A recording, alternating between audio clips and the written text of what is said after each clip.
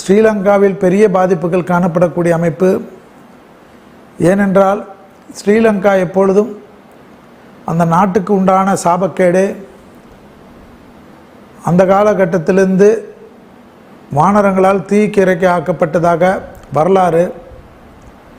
அது எந்த காலகட்டத்திலும் அங்கு நிம்மதி இல்லாத போகக்கூடிய அமைப்பாக இருக்கக்கூடிய அமைப்பு.